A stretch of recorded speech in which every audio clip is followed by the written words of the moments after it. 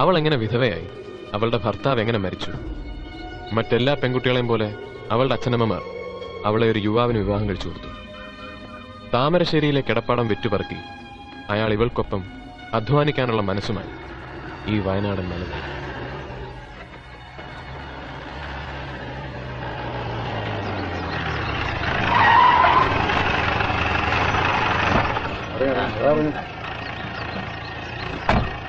വിട്ടോ, കൈയോടെ പോയി മുതലാളിയെ കാണാം. കുറച്ചെന്റെ വീട്ടിലിരിക്കട്ടെ.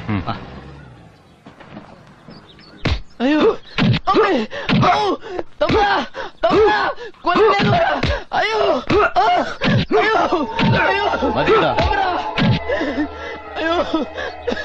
ഇനി അടിക്കണ്ട, അവൻ ചത്തുപോകും.